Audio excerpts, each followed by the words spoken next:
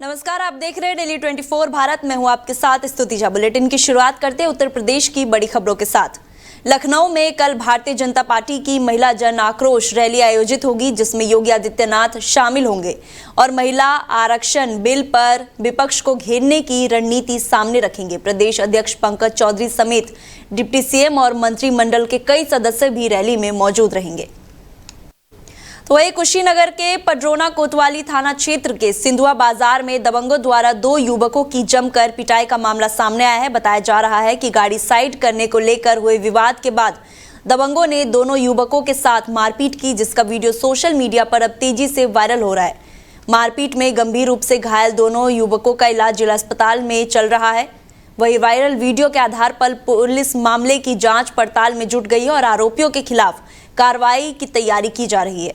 तो वही अमेठी के शुक्ल बाजार कस्बे में बिजली विभाग की लापरवाही का मामला सामने आया है। महोना विद्युत उपकेंद्र क्षेत्र के एक उपभोक्ता को बिल जमा करने के बावजूद विभागीय टीम से 2,80,000 रुपए का नया बिजली बिल थमा दिया गया, जिससे उपभोक्ता के होश उड़ गए। पीड़ित उपभोक्ता ने मामले की शिकायत संबंधी जेई से की, लेकिन शिकायत के बावजूद अब तक कोई निस्तारण नहीं हो सका है। 1 महीने के भीतर इतना बड़ा बिल आने से उपभोक्ता खुद को ठगा हुआ महसूस कर रहा है और विभाग की कार्य प्रणाली पर भी सवाल उठ रहे हैं। फिलहाल उपभोक्ता समाधान की उम्मीद में विभागीय अधिकारियों के चक्कर काटने को मजबूर है और मामले को जल्द निस्तारण की मांग कर रहे हैं।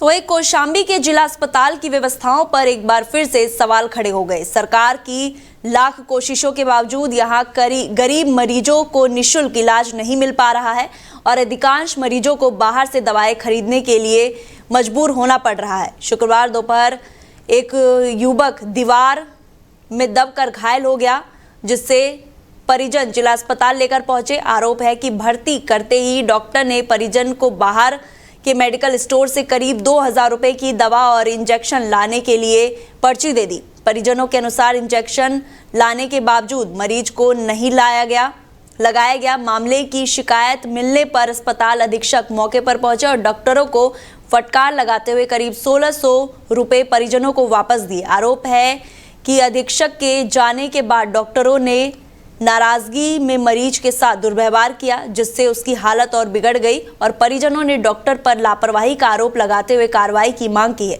इस घटना के बाद जिला अस्पताल की कार्यप्रणाली और मुफ्त इलाज व्यवस्था पर गंभीर सवाल खड़े हो गए हैं।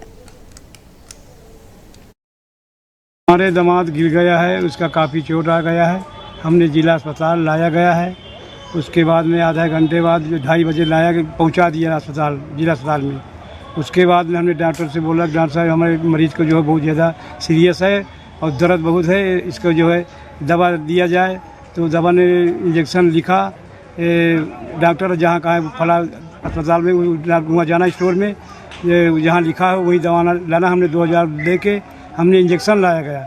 हमने इंजेक्शन डॉक्टर साहब को दिया। हमका डॉक्टर साहब इसको हमारी इंजेक्शन लगा दीजिए। हमारे दामाद के ज़्यादा हालत ज़्यादा ख़राब ही, सिर जो है दर्द बहुत हो रही है।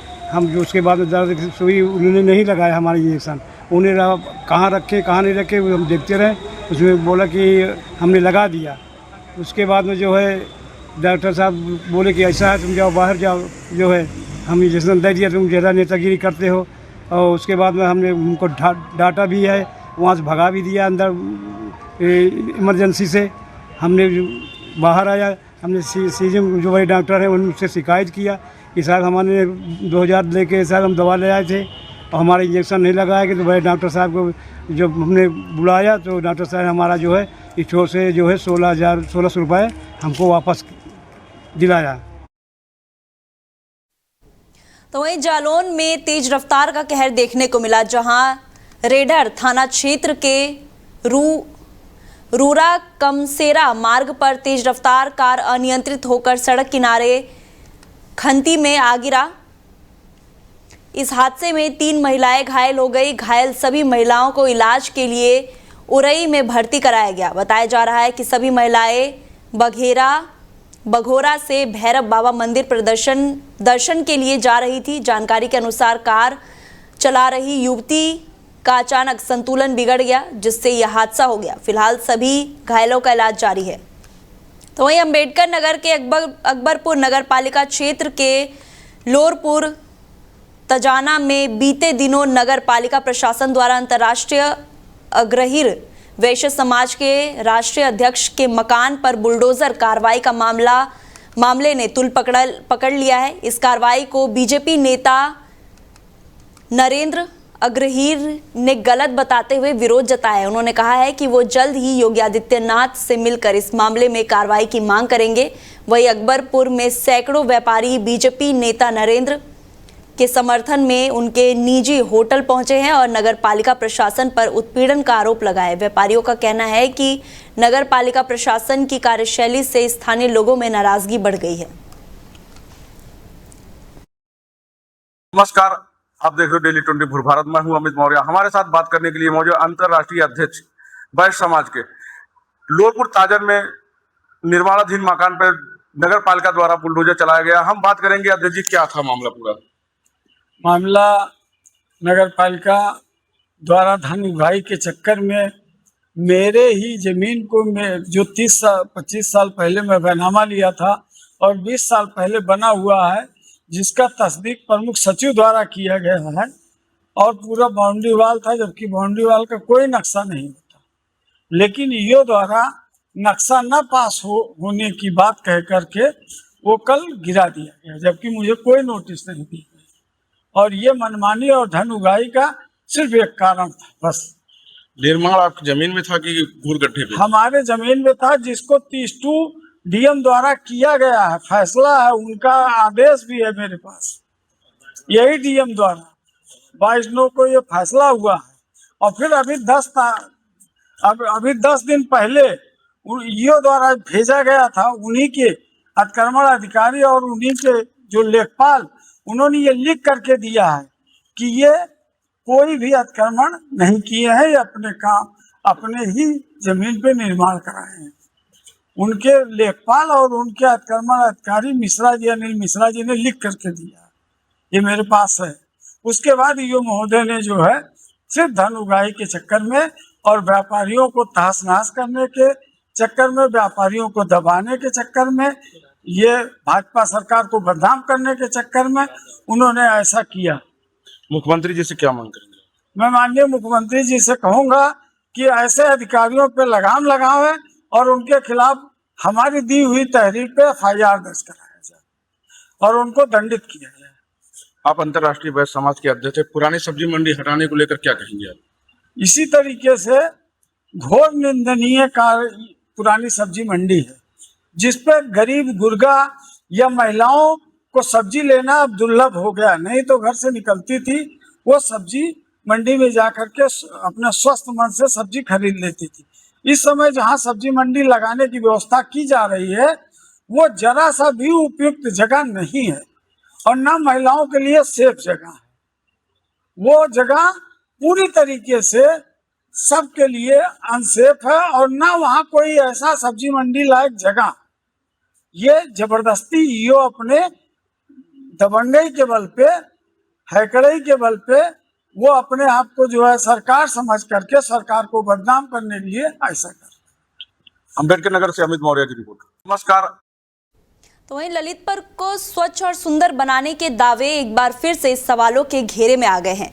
नगर पालिका की सफाई व्यवस्था पर तब सवाल खड़े हुए जब कचरा उठाने में लगे खुले वाहन खुद ही रास्ते में कचरा फैलाते नजर आए। सोमवार को तालाबपुरा तुबन चौराहे से होकर एसपी ऑफिस मार्ग की ओर जा रहा कचरा वाहन जगह जगह सड़क पर कचरा गिराता हुआ दिखाई दिया। स्थानीय लोगों का कहना है कि नगर पालिका द्वारा उपयोग किए जा रहे खुले वाहन कचरा उठाने के लिए उपयुक्त नहीं है, जिससे शहर की सफाई व्यवस्था प्रभावित हो रही है। लोगों का आरोप है कि ऐसी लापरवाही से शहर की स्वच्छता अभियान की तस्वीर खराब हो रही है और जिम्मेदार अधिकारियों को इसकी ओर जल्द ध्यान देने की जरूरत है। तो वहीं अलीगढ़ के महुआ खोड़ा थाना क्षेत्र के भूतपुर गांव में देर रात गेहूं की रखी फसल में आग लगने से किसान को भारी नुकसान हुआ है। बताया जा रहा है कि करीब 12 बीघा गेहूं के लाख में आग लग गई, जिससे कई हजार रुपए की फसल जलकर राख हो गई। घटना की सूचना पर दमकल की गाड़ी मौके पर पहुंची, लेकिन तब तक काफी नुकसान हो चुका था। किसान का आरोप है कि कुछ लोगों ने जानबूझकर आग लगाई है। सूचना मिलते ही पुलिस भी मौके पर पहुंची और मामले की जांच पड़ताल शुरू कर दी है। कड़ी मेहनत से तैयार की गई फसल जलने से किसान बेहद आहत है और कार्रवाई की मांग कर रहे हैं। तो वही कुशीनगर के कसिया स्थित सिंचाई खंड कार्यालय में सोमवार सुबह 11:30 बजे तक कोई भी जिम्मेदार अधिकारी मौजूद नहीं मिला, जिससे शिकायत लेकर पहुंचे लोगों को वापस लौटना पड़ा। बताया जा रहा है कि अधिकारी अधिशासी अभियान से लेकर एसडीओ तक सभी जिम्मेदार अधिकारी कार्यालय से नदारद रहे। सिंचाई विभाग के इस रवैये से फरियादियों में नाराजगी देखी गई और शासन के नियमों की अनदेखी के आरोप भी लगाए जा रहे हैं। शिकायतकर्ताओं का कहना है कि कार्यालय में जिम्मेदार अधिकारियों की अनुपस्थिति के कारण उनकी समस्याओं का समाधान नहीं हो पा रहा है, जिससे विभागीय कार्य प्रणाली पर सवाल खड़े हो रहे हैं। तो वही हरदोई के बेनीगंज थाना क्षेत्र के हास बरोली गांव में पैतृक जमीन को लेकर विवाद अचानक उग्र हो गया और मामला सरेआम टकराव तक पहुंच गया। पीड़ित नंदी किशोर का आरोप है कि उनकी जमीन पर निर्माण कार्य के दौरान गांव के अशोक, लवकुश और रामतीर्थ समेत कई लोग मौके पर पहुंचे और कहा सुनी के बाद गाली गलौज और जान से मारने की धमकी दी। आरोप है कि इसके बाद आरोपी पक्ष ने घर की महिलाओं और लड़कियों को आगे कर दिया, जिन्हें निर्माणाधीन दीवार को हाथों से गिरा दिया है। घटना का वीडियो सोशल मीडिया पर तेजी से वायरल हो रहा है, जिसमें महिलाएं दीवार गिराती हुई नजर आ रही हैं, जिससे इलाके में दहशत और चर्चा का माहौल बना हुआ है। पीड़ित के मुताबिक राजस्व टीम पहले ही जमीन की पैमाइश कर चुकी थी और जमीन उनके कब्जे से सही पाई गई। घटना के दिन भी नायब तहसीलदार, लेखपाल और पुलिस टीम भी मौजूदगी में दोबारा नाप जोख हुई, लेकिन विपक्ष की पक्ष कोई वैध दस्तावेज नहीं कर सका। आरोपी टीम के जाने के बाद दीवार गिराने की घटना हुई। वही प्रभारी निरीक्षक मार्कंडेय सिंह ने बताया है कि विवाद के चलते दीवार गिराई गई, जिससे 3 पुरुषों समेत करीब 10 लोगों के खिलाफ शांति भंग की कार्रवाई की गई है। तो वही अमरोहा के हसनपुर गांव मार्ग पर रविवार रात दर्दनाक हादसा हो गया है। ग्राम गंगवार में शादी समारोह से लौट रहे 2 दोस्तों की बाइक सामने से आ रही दूसरी मोटरसाइकिल से जोरदार टक्कर हो गई। हादसे के दौरान जोया निवासी राजू सड़क पर गिर पड़े, तभी पीछे से आ रहे एक अज्ञात वाहन ने उन्हें कुचल दिया, जिससे उनकी मौके पर ही मौत हो गई। इस हादसे में दूसरी बाइक सवार मनोज, सोनू और उनके साथ मौजूद एक छोटी बच्ची समेत राजू दोस्त हरिओम भी गंभीर रूप से घायल हो गए। सूचना मिलते ही पुलिस मौके पर पहुंची और सभी घायलों को एम्बुलेंस के जरिए इलाज के लिए हसनपुर गांव भेजा गया। पुलिस ने मृतक के शव को कब्जे में लेकर पोस्टमार्टम के लिए भेज दिया और मामले की जांच शुरू कर दी है।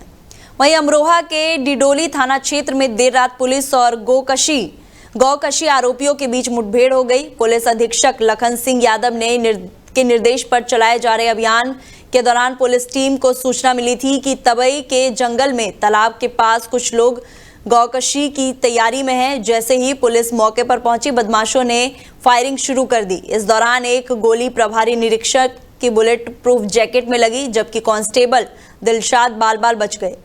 जवाबी कार्रवाई में पुलिस की फायरिंग से भी बिलाल नाम के बदमाश के पैर में गोली लग गई है। पुलिस ने घेराबंदी कर मौके पर बिलाल और उसके साथी महजाद को गिरफ्तार कर लिया है। उसके पास से 2 कारतूस, बैल, एक तमंचा और गौकशी में इस्तेमाल होने वाले औजार बरामद किए गए हैं। घायल आरोपी को इलाज के लिए अस्पताल भेजा गया है। फिलहाल पुलिस फरार अन्य आरोपियों की तलाश में दबिश दे रही है और पूरे नेटवर्क की जांच की जा रही है।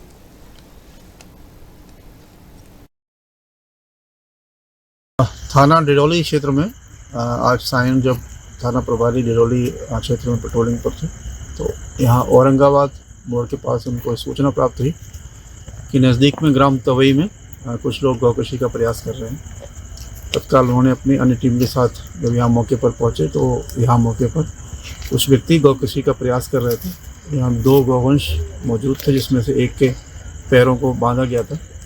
पुलिस ने जब उनको रोका तो उनके द्वारा पुलिस पार्टी पर फायर किया गया। पुलिस की ओर से जवाबी फायरिंग की गई, जिसमें एक व्यक्ति इंजर्ड हुआ, जिसको तत्काल उपचार के लिए अस्पताल भिजवाया गया है। एक अन्य व्यक्ति जो उनके साथ था, उसकी भी गिरफ्तारी हुई है। जो इंजर्ड व्यक्ति है उसने पूछताछ में अपना नाम बिलाल सन ऑफ मेहजाद बताया, जो है तवे ग्राम का रहने वाला है।